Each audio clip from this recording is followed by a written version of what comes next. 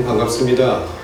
매년마다 입학 설명회를 제가 이 금융공학 프로그램을 담당한 이후로 진행을 하고 있었는데, 금년에는 코로나 사태로 인해서 여러분을 이 온라인상으로 만나게 됐습니다. 먼저 저희 학교에 관심을 가져주신 데 대해서 진심으로 감사드립니다. 비록 온라인이지만 저희 학교에 대한 기본적인 계략적인 설명, 그리고 여러분들이 관심 있어 할 만한 부분에 대한 Q&A, 이런 세션으로, 크게 두 세션으로 입학 설명회를 진행하고자 합니다. 제가 지금 진행하고 있는 입학 설명회는 이번 2020년 가을에 입학하는 카이스트 금융공학 석사 과정 중에서 금융 애널리틱스 집중 분야에 대한 입학 설명회입니다. 자, 들어가도록 하겠습니다. 자, 순서는 저희가 금융공학 과정이 금융전문대학원에 속해 있기 때문에 금융전문대학원 소개, 그 다음에 전공 및 심화과정 소개, 그 다음에 입학 및 경력개발 취업 정보, 이 순서로 먼저 일부를 진행하고요. 그 다음에 저희가 이 과정을 졸업한 동문 두 분을 모시고 여러분이 아마 주로 관심 있을 만한 질문에 대한 Q&A 시간을 이후로 갖도록 하겠습니다.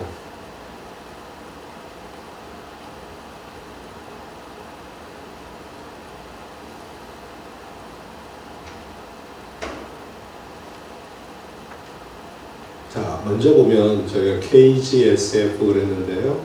카이스트 그레듀에이트 스쿨 오브 파이낸스, 그래서 금융전문대학원의 약자입니다. 자, 저희 카이스트 금융전문대학원은 여기 보시는 바와 같이 역사가 저희가 한 이제 24년 됐습니다.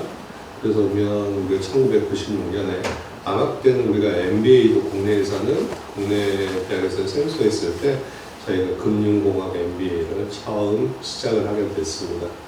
그때는 굉장히 혁신적이었던 상황이고, 물론 처음이니까 그렇게 숫자는 많지 않았습니다. 그리고 그 이후에 저희가 본격적인 도약을 시작하는데요.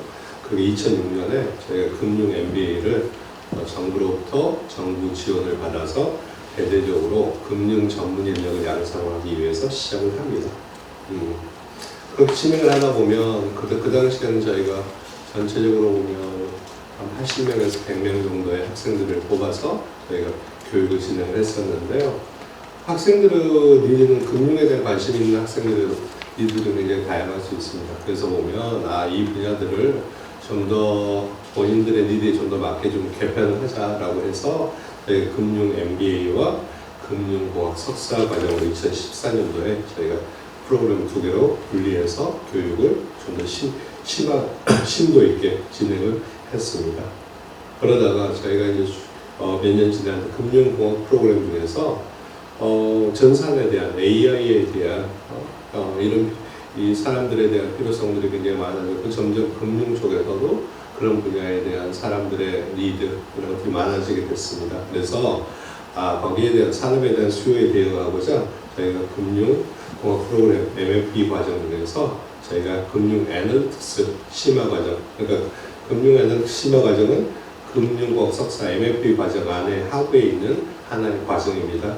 그걸 신설하게 됐고, 저희가 주로 가을에 금융 애널리틱스를 보다 중점적으로 교육하는 과정을 저희가 만들게 됐습니다. 그리고 저희 2020년도에는 저희가 금융 쪽에 발전해서 하나 더 추가됐는데요. 제일 마지막에 보시면 디지털 금융 MBA라고 2020년에 저희가 가을에 시작을 하게 됩니다. 물론 이제 디지털 금융 MBA를 보시면 이게 금융공학 석사의 금융 애널리틱스가 뭐가 다른가라는 질문이 나올 수 있는데, 여러분한테 일단 여기는 직장인들을 대상으로 야간에 운영을 합니다. 그리고 만약에 자비인 경우에는 기본적으로 이건 금융 애널리틱스와 달리 이 디지털과 관련된 창업을 목적으로 하는 사람들만 선발을 하게 되어 있는 과정입니다. 그러니까 금융 석사, 금융 애널리틱스 심화 과정은 저희가 전일제로 보다 훨씬 심도 있게 교육을 진행하는 거고, 디지털 금융 MBA는 한 일주일에 2번 정도 야간 MBA다 이렇게 이해를 하시면 될 것 같습니다.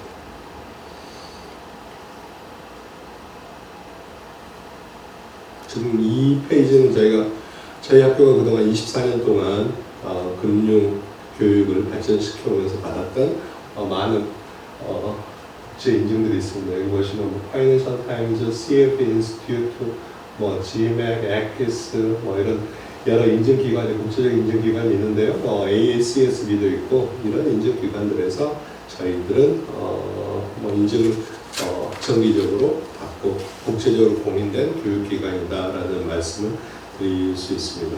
저희 학교의 자랑이겠지만 아마 이 정도의 인증을 가지고 있는 학교는 저희 학교밖에 국내에서는 없다라고는 말씀드릴 수 있을 것 같습니다. 자, 그리고 보면 저희가 20년간의 금융교육 노하우로 검증되고 고도의 정량된 교과 과정을 가지고 있다 이런 설명도 있는데요. 두 번째 말씀드릴 거, 저희가 금융교육을 하는 데 있어서 굉장히 사실은 2년이라는 시간이 좀 짧지도 않은 시간이지만 전반적인 금융 전반에 대한 이해도를 갖출 수 있는 기간은 그렇게 많지는 않습니다. 그래서 보면 그런 부분을 어떻게 보완하고자 해서 저희가 금융공학 과정에 대한 커리큘럼을 1.5학점대를 중심으로 해서 저희가 편성을 했습니다. 결국은 1.5학점이 두 개 모이면 3학점이라고 생각할 수 있겠지만 그건 실제로 교육을 받는 학생들 입장에서도 아니면 강의를 하시는 교수님들 입장에서도 보면 훨씬 사실은 강의에 압축성이 훨씬 더 심하게 들어갈 수밖에 없습니다. 어떤 8주라는 기간 동안에 하나의 과목을 끝내간다는 게, 그래서 보면 그래도 2.5학점제를 저희가 과거의 경험을 쭉 시행해 봤을 때 그러한 부분들이 그래도 제한된 시간이지만 보다 폭넓고 보다 전체적인 금융 전반에 대한 이해도를 그래도 전달해 줄 수 있는 그런 또 하나의 저희만의 특징이지 않을까라고도 말씀드릴 수 있을 것 같습니다. 그 다음에 저희 학교를 또 어필할 수 있는 것들 여기 언급되어 있는데요. 투자은행 석학 초청 특강 이런 것들은 저희가 꾸준히 해외 IB나 아니면 해외에서 유명한 석학들을 초청하는 기회들을 가지려고 노력하고 있습니다. 그래서 오늘 과거에 노벨상을 수상하셨던 머튼 교수나 여러분들이 사실 저희 학교에 오셔서 강의를 해주시기도 했고요. 그 다음 IB에서 현업에서 근무하고 있는 분들을 초청하기도 합니다. 물론 여기는 지금 해외만 언급을 드렸지만 해외뿐만이 아니라 국내에서 자산운용업을 운영하고 계시는 분, 증권사에 있는 분들도 저희가 초청을 해서 강의를 듣고 있습니다. 그 다음에 저희가 두 번째로 이야기 드릴 수 있는 건 학생 투자 펀드인데요. 이거 어떤 학생들 그냥 투자 동아리가 아니라 실질적으로 거기를 학생 투자 펀드를 저희가 보통 한 20명 정도 저희가 선발을 해서 거기에 책임 교수님이 계십니다. 그래서 오늘 책임 교수님과 매 주마다 저희가 각 팀별로 나눠서 전략들을 발표를 하고 고민을 하고 그걸 다시 계속 프로그레스 발전을 시켜서 실제 여러분이 자산운용업에서 진행하는 것과 비슷한 프로세스로서 저희가 학생 투자 펀드를 운영하고 있습니다. 자, 그 다음에 보면 여러분에게 또 이야기 드릴 수 있는 게 저희가 금융 실습 인프라입니다.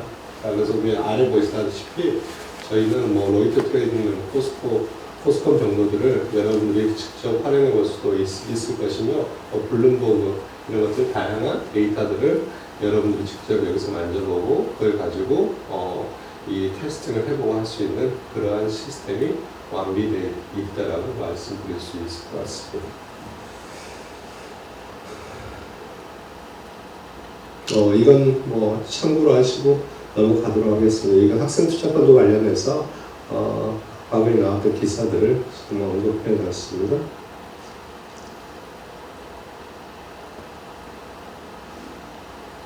자, 저희 보시면 저희 학생들 문포가 아직까지 저희 학생들 전체적으로 이제 금융공학 과정, 금융 애널리스트를 본다면 거기 전체적으로 외국인들이 있지는 않습니다. 그런데 전체적으로 금융 파트 아니면 경영대학 파트로 보면 다양한 국적의 지금 학생들이 와서 교육을 받고 있고요. 뭐 그런 쪽에서 어떤 교류의 장이 될 수는 있을 것 같습니다. 그 다음에 저희 학교를 졸업할 때는 여러분 졸업 요건으로서 영어 교육을 받게 되어 있습니다. 그래서 보면 금융에 특화된 영어 강의를 여러분들에게 제공하고 있고, 그 다음에 금융공학 과정은 2년 과정인데 그 중에 한 학기를 저희가 해외 연수를 진행하고 있습니다. 그래서 보면 이런 것들을 제한적이지만 이런 것들을 제공함으로써 여러분들이 훨씬 앞으로 인더스트리에 나가서 외국가에 있어서 여러분들이 비즈니스를 펼칠 때 있어서 도움이 될 수 있는 그런 기초과정을 마련하고 있다라고 하겠습니다.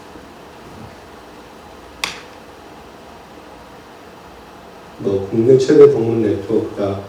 여기 보시면 1,422명 석사 동문이 배출됐고 지금까지 1,666명 이야기 동문이 배출되어 있습니다.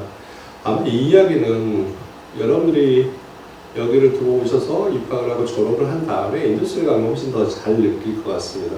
그 전문성 있는 금융 전반적에서도 훨씬 전문성을 갖추고 있는 그런 업무에 여러분이 계신다면 일반적인 금융 전체 사이드보다는 훨씬 전문적인 사이드에서 카이스트 졸업생들이 굉장히 많이 있다는 걸 여러분이 실제로 느낄 수 있을 것 같습니다. 자, 그 다음에 보면 저희가 금융위원회, 그다음 CFA, 시리뱅크, KDB, 여러 포스콤, 여러 다양한 기관들과 또 협업을 MOU를 체결해서 협업을 진행하고 있다는 거 참고하십시오. 자, 그럼 아카데믹스 쪽으로 좀 설명을 이어가도록 하겠습니다. 자, 금융전문대학원 교수진에 있는데요. 저희가 기본적으로 보면 금융공학, 자산운용, 기업금융, 금융계량분석, 회계, 금융경제, 또 금융정책, 크게 보면 저희가 교육을 하는 부분들이 이렇게 캐러고리를 좀 나눠볼 수 있을 것 같습니다. 그래서 보면 각각의 분야에 있어서 저희가 교수진들은 있고요.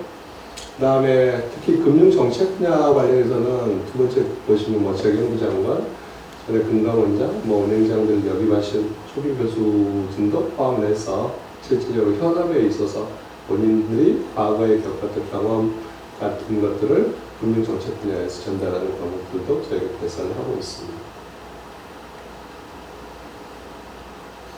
자, 금융공학 자산운용 파트는요, 여기 교수님들 각각은 자세히 설명을 제가 드리지 않겠습니다. 강정 교수님, 오화 교수님, 김동숙 교수님, 변석준 교수님, 그리고 그리고 최현수 교수님, 유혁성 교수님이 지금 현재 재직 중입니다. 각각의 전공들은 여러분들이 이 슬라이드를 참고하시면 될 것 같습니다. 자, 기업금융 파트는요, 박강호 교수님, 오동철 교수님, 이인무 교수님, 그 다음 마틴 기업부 교수님이 지금 현재 제 학교에 계십니다. 자, 회계 분야 박변호진 교수님, 육중열 교수님, 이광동 교수님, 한인우 교수님 계십니다. 자, 금융계량 분야는 김동철 교수님, 이여경 교수님, 한병순 교수님, 김동규 교수님 계십니다. 자, 그다음 전산 수리 분야는 이현주 교수님, 최옥주 교수님, 최호준 교수님 되겠습니다.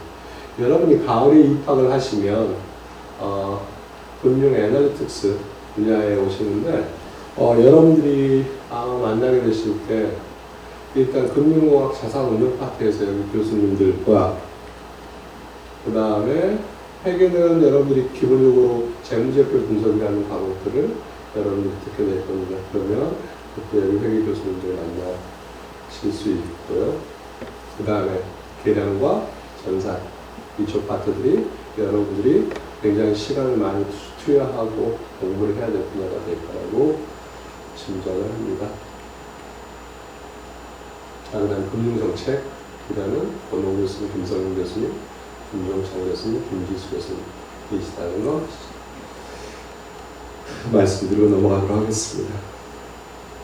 자, 저희 프로그램에 대해 설명을 드릴 텐데요. 여기 보시는 바와 같이 금융공학, 분야에 여러분들이 바로 입학하시면 금융공학 분야, 그 다음에 그 중에서 금융 애널리스트 분야입니다.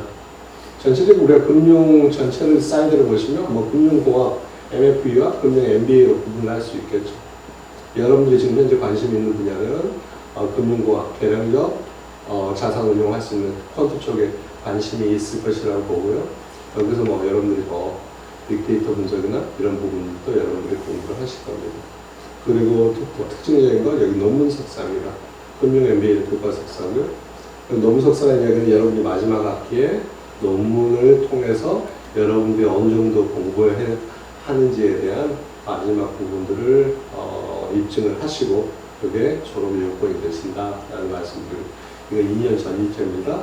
그리고 해외 연수를 여러분들은 가을에 입학하시면 두 번째 학기인 봄학기에 해외 연수를 가게 되어 있습니다. 물론 해외 대학, 가게 된 해외 연수 대학은 차후에 설명드리도록 하겠습니다. 뭐 이제 디지털 금융 MBA는 아직 저희가 이제 신설이니까요. 여기는 뭐 교과 석사 2년 시간제 몇 차이가 있다라는 말씀드리고, 여기는 주로 핀테크 창업 쪽에 포커스를 맞추고 있다라고 구분을 하시면 될 것 같습니다.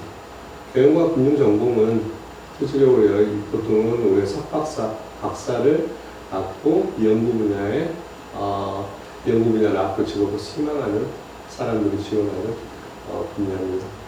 그렇게 우리 금융과 관련된 지금 경영대 내에 있는 분야는 크게 4가지로 구분할 수 있을 것 같습니다. 자, 금융공학 석사.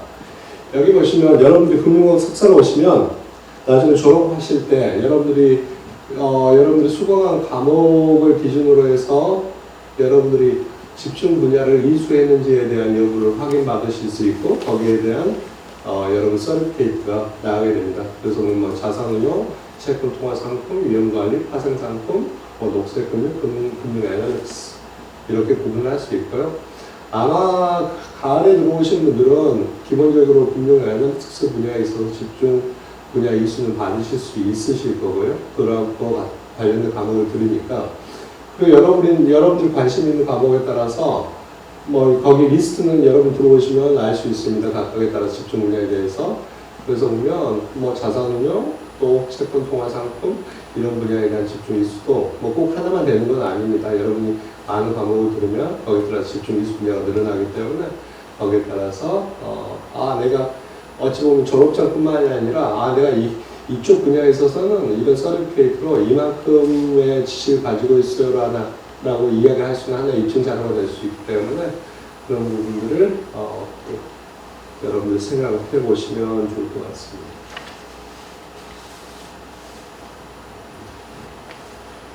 금융 애널리틱스 집중 분야, 저희가 파이낸셜 애널리틱스 이러는데요. 우리가 최근에 보면 물론 과거에 비해서 점점 이 전산에 대한 금융의 의존도도 높아지고 있는데요. 그래서 저희가 2016년에 금융 애널리틱스 집중 분야 가을 모집을 저희가 시작을 했는데, 거기에 대한 기본적인 동기는 그렇습니다. 저희가 금융교육을 여러분들한테 진행해보면 우리가 하나 나왔던 퀘스천 중에, 물론 저희 학교에서는 기본적으로 전산에 대한 교육을 뭐 다른 학교에 비해서 훨씬 더 인덱스가 있게 저희가 진행해 왔다라고 자부를 하지만, 그럼에도 불구하고 금융회사에 가면 전산 파트에 종사하고 계신 분들이 있습니다. 그러면 보통 IT 종사자들과 금융 종사자들이 되게 좀 커뮤니케이션이 잘 안 되는 경우들이 많아요. 그래서 보면 그러한 부분에 대해서 좀 더 니드를 저희가 좀 더 브릿지를 놓고 가교 역할을 잘 할 수 있는 사람들에 대한 필요성들이 많다라는 업계의 지적들이 있었습니다. 그래서 보면 거기에 맞춰가지고 그러면 진짜 우리가 IT와 금융 지식을 결합한 전문 인력을 양성해보자라는 취지에서 저희가 금융 애널리틱스 집중 분야를 2016년도에 시작하게 됐습니다. 자, 그래서 보면 저희가 기본적으로 금융을 전공하기 때문에 전산이나 이런 쪽에서는 저희가 좀 부족할 수 있겠죠. 그래서 보면 카이스트 전산학과 및 수리과학과 협력하여 저희가 프로그래밍, 그다음에 애널리스트 교육을 강화하고 있습니다.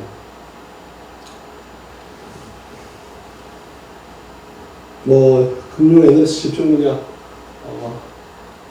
목표로서는 뭐 핀테크 플러스 퀀텀 분야 전문성 제고를 통한 차세대 금융 혁신을 이끌 인재를 양성하는 것을 목표로 저희가 금융 에너지 집중 분야를 개설하였다라고 말씀드릴 수 있을 것 같습니다. 자, 졸업 이수 요건은 뭐 지금 잘 안 들어오실 텐데 짧게 설명하고 가겠습니다. 저희가 졸업 이수 요건은 2년제 논문 석사인데 총 이수학점은 최소 54학점입니다. 2년 동안 54학점이면 여러분은 각각의 학기가 그렇게 여유가 있지는 않을 겁니다. 굉장히 타이트하게 진행되는 이 석사 과정이라고 보시면 될 것 같고요.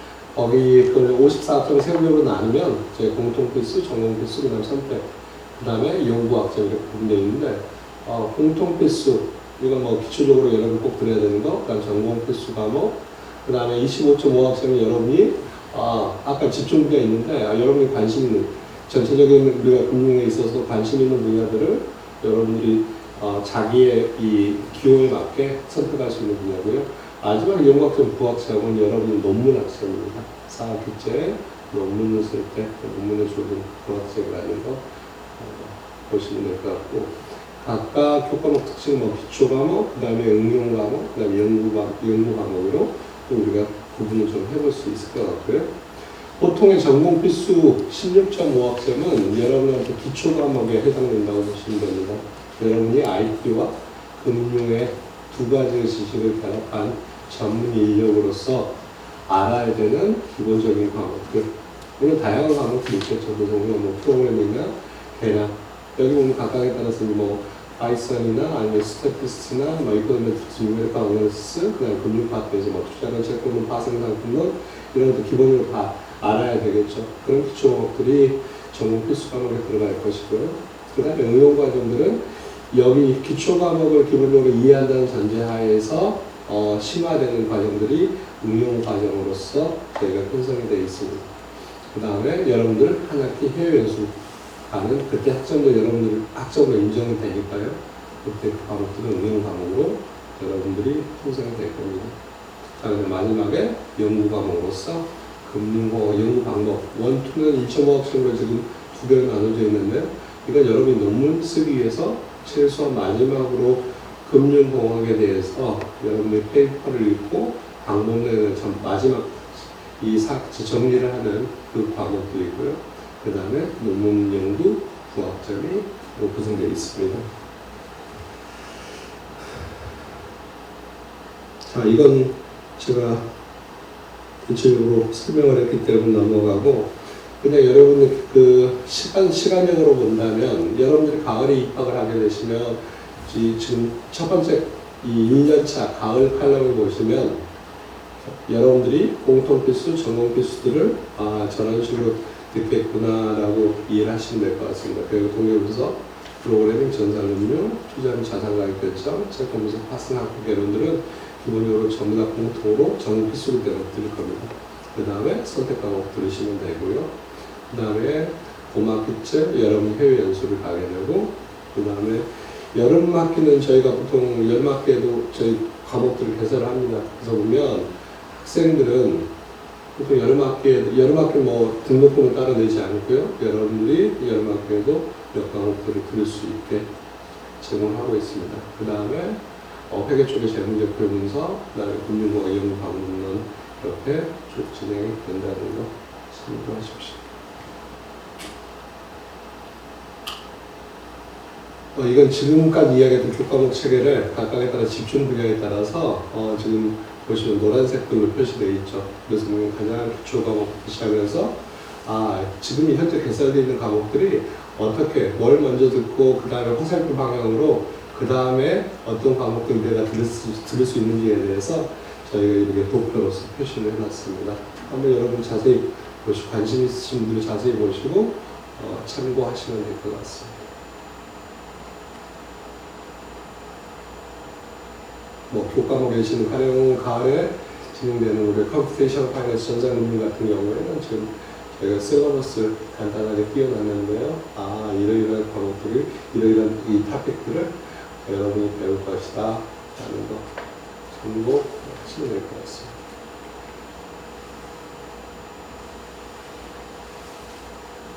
자, 여러분 지금 전사님들 들으면 마지막에 프로젝트 결과물을 팀을 이루어 내게 되어 있는데, 그랬을 때 이런 결과물들을 방금 했던 걸 내가 A15 올려놨습니다. 자, 여러분들이 관심 있는 것 중에 하나가 해외 연수 파트가 될 텐데요. 제가 기본적으로 1학기, 한 학기는 기본적으로 필수로 지정을 합니다. 그래서 보면 파견대학 기본적으로 미국 대학 5개 또 우리가 구성되어 있습니다. 로체스터, 메릴랜드, 그 다음에 OSU, 그 다음에 얼버니 샴페인, 그 다음에 오스틴, 이렇게 5개 학교로 되어 있고, 저희가 칭화대학 오고는 그냥 단기과정, 이렇게 그러니까 일반적인 해외 연수라고 보시면 안 될 것 같고요. 기본적으로 미국 대학으로 단기 연수 5개 대학이 지정되어 있다. 다시 말하면 저희가 교환학생과 달리 저희가 기본적으로 이제 파이낸셜 애널리틱스 과정이기 때문에 거기에 맞는 교과목들을 제공하는 학교들로서 저희가 해외 연수 대학으로 이렇게 5개 대학을 선정하고 MO를 실행해서 저희가 교육과정을 진행하고 있습니다.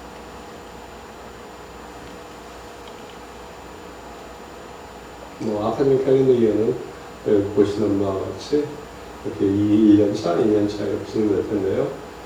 저기 보시면 특이할 만한 게 저기 프리코스라고 되어 있죠. 8주 사정교육이 이렇게 되어 있는데, 이거 저희가 일단 학생들을 선발을 하면 재능 있는 학생들을 선발을 하게 되는데, 학생들의 기본적으로 백그라운드가 굉장히 다양할 수 있습니다. 그래서 보면 어떤 학생들은 수학을 전공한 학생도 있고 컴퓨터공학을 전공한 학생도, 경제학을 전공한 학생도 있는데요. 그러면 각각에 따라 지식의 편차들, 각각의 우리가 세부 전공에 따라서 다를 수 있으니까 그거 관련해서 우리가 본격적으로 가을에 수업을 듣기 전에 어느 정도의 지식을 기본적으로 갖추어야 되는지에 대해서 저희가 사전교육을 진행을 합니다. 그래서 보면 사전교육을 통해서 기본적으로 여러분들이 통계나 수학이나 그 다음에 이 프로그래밍 쪽, 그 다음에 회계 쪽도 들어갈 수 있고요. 거기에 대한 최소한 이 정도 지식은 여러분들이 빨리빨리 습득을 해서 해야 그 다음에 이 강의에 좀 적응하기 쉽습니다라고 진행하는 걸 하고 있습니다. 그 다음에 가을학기 들으시고, 그 다음에 해외 연수, 그 다음에 여름학기에서 여러분들이 필요하시면 여러분들 이 인턴을 하는 학생들도 있고 계절학기를 수강할 수도 있습니다.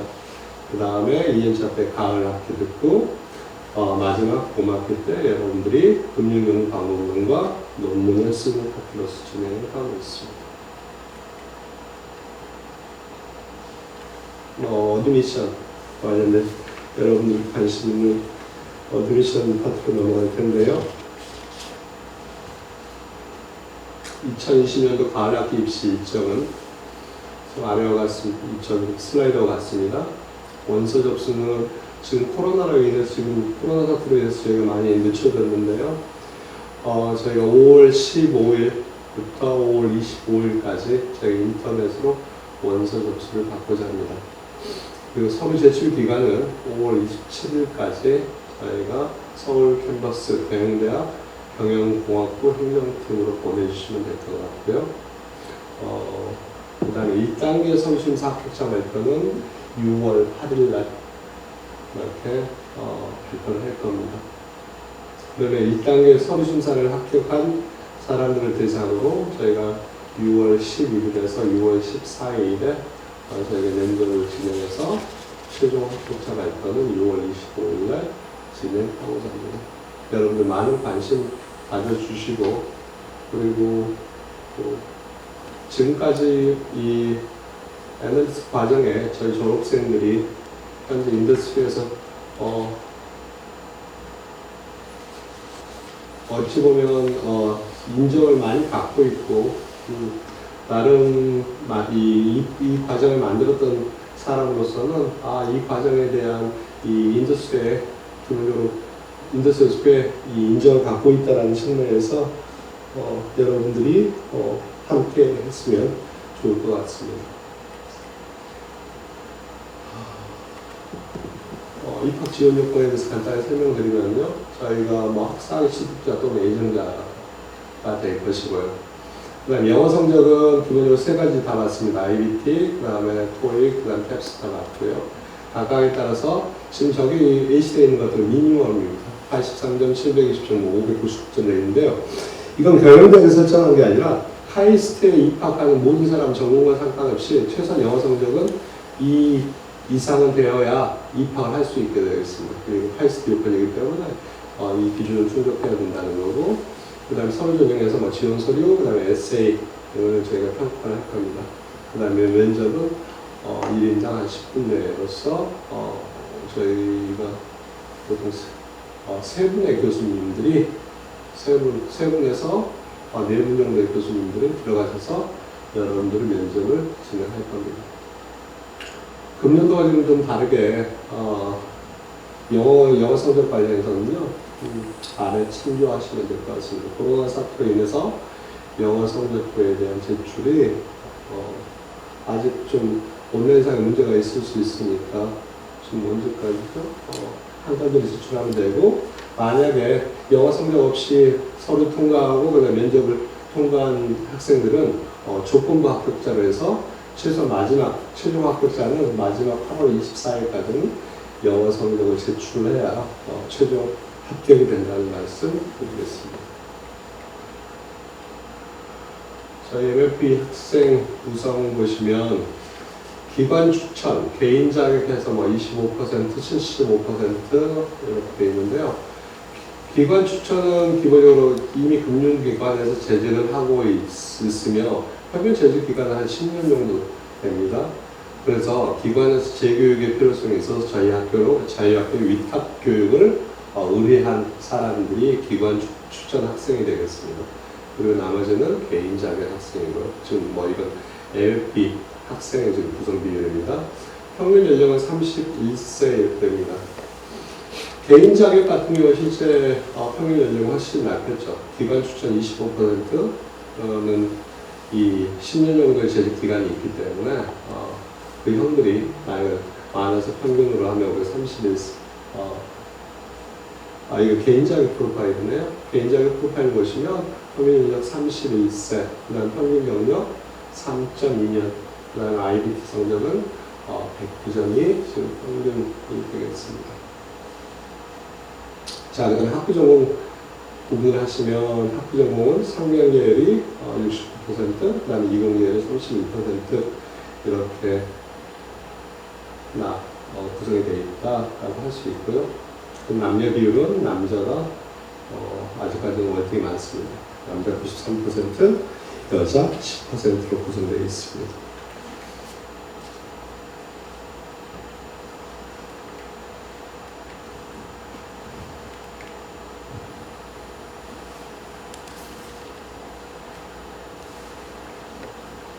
자, 우리 졸업생 현황 보시면요. 최근 3년 동안 MFP 취업률은 저희가 97% 이렇게 되고 있습니다. 최근 3년 동안 평균을 보시면 97% 되고요. 지금 저희가 취업률을 계산할 때는 졸업 후 3개월 이내로 저희가 취업률 계산을 하는 걸로 제가 알고 있습니다.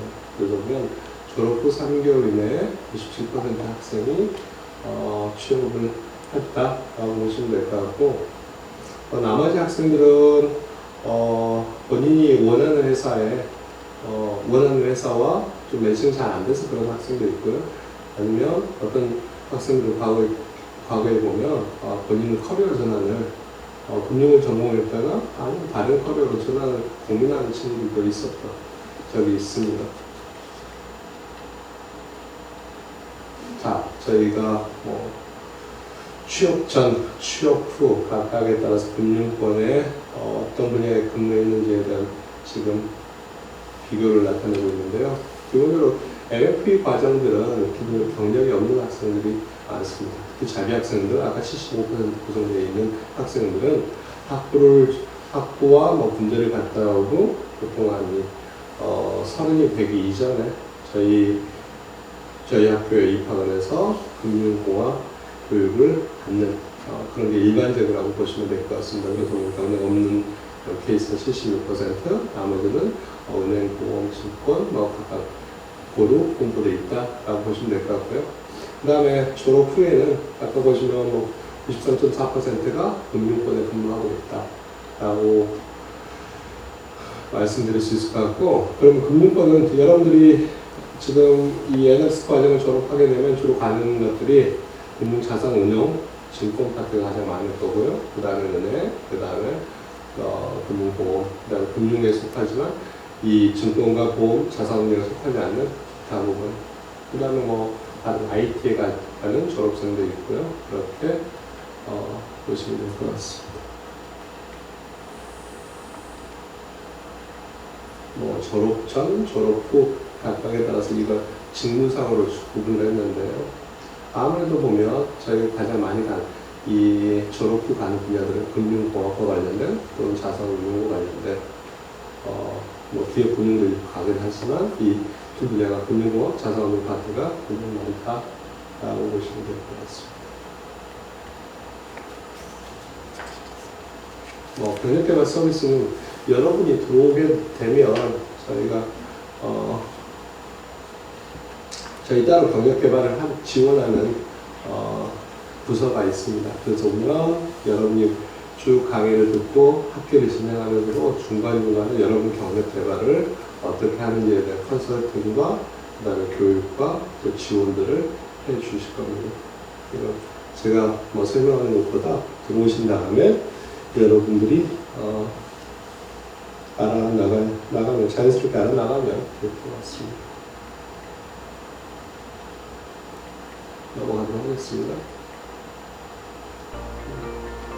자, 그래서 이상으로 기본적으로 저희 학교에 대한 개략적인 설명을 드렸고요. 저희 입학 설명에 대한 일부 세션은 이걸로 마치고 잠시 이따가 저희가 Q&A 세션 진행하도록 하겠습니다. 여러분들 저희 학교 웹사이트 들어와서 이 온라인 입학 설명회를 들어주신 것에 대해서 다시 한번 감사드립니다. 네, 고맙습니다.